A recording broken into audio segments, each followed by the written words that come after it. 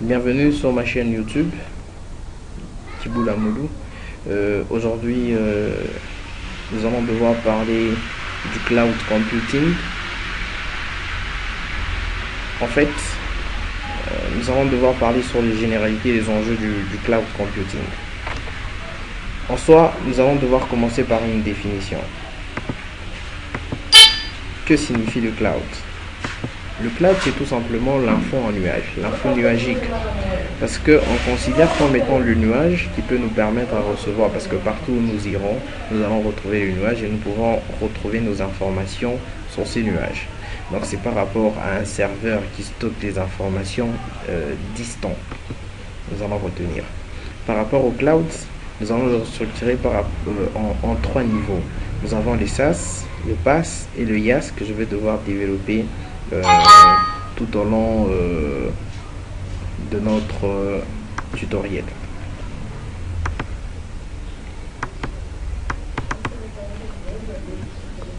Alors,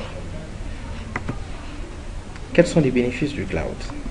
Les bénéfices du cloud, c'est plus la réduction des dépenses, la réduction de coûts, l'amélioration à l'accessibilité. Donc, vous avez une application qui est logée sur un serveur distant.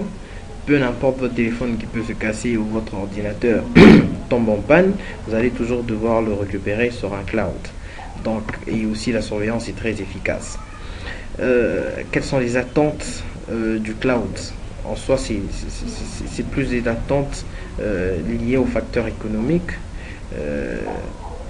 Plus simplement, je vais devoir me retenir que ces phrases-là. Les avantages, je pense que j'en ai parlé. C'est élastique. La réduction de coûts, j'en ai aussi parlé. Les avantages, il y a la souplesse, l'élasticité, parce que le cloud a toujours été souple par rapport à l'attente.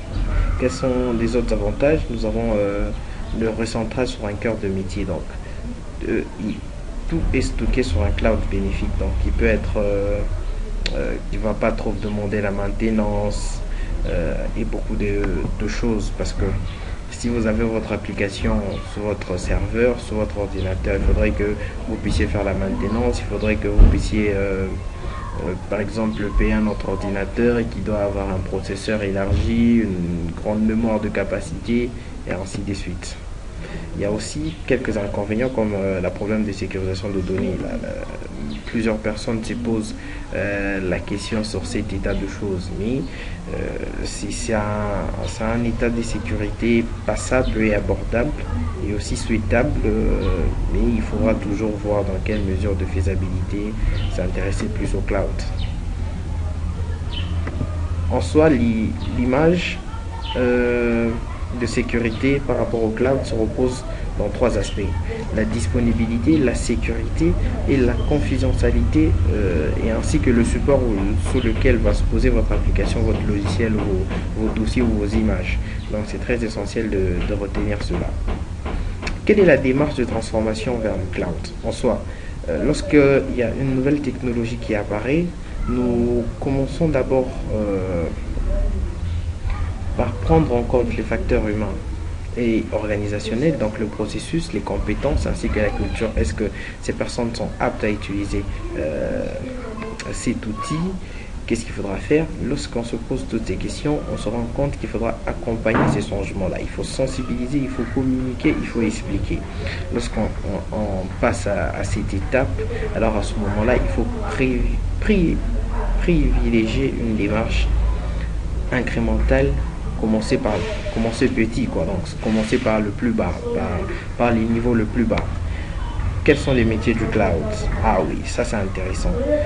On va revenir dans le SaaS, le PaaS et le IaaS. En soi, le SaaS, c'est software, ce qui signifie software as a service. Là, on s'intéresse plus à l'utilisateur. Donc, la finalité, c'est l'utilisateur. Donc, en ce moment-là, on considère le logiciel comme étant un service. Dans le PaaS, Program as a Service, là, on s'intéresse plus au développement des applications. Donc, le cloud vous fournit une partie qui va vous permettre d'adapter votre quotidien, donc votre application, vous ajoutez, vous pouvez faire tout ce que vous voulez. Et le dernier niveau, c'est le IaaS, Infrastructure as a Service. Donc là, on s'intéresse plus à l'architecture réseau, donc les déploiements. C'est très capital et important, et nous nous rendons compte que depuis l'évolution de l'homme, depuis qu'il vient d'ici, je ne vais pas devoir citer le nom, et nous visons déjà l'info nuagique. Et dans l'info nuagique, on voit plusieurs étapes. Nous avons le LAN, le MAN, le WAN, et qui est subdivisé dans trois étapes. Donc on est parti des ordinateurs physiques. On sort des ordinateurs physiques, on parle des ordinateurs virtuels. Après les ordinateurs virtuels, on parle de l'info nuagique. Donc cette information passe dans le nuage. En conclusion, qu'est-ce qu'on peut retenir sur les clouds en soi? Je vais prendre juste une phrase. Les futurs clouds devront être agiles, adaptatifs, green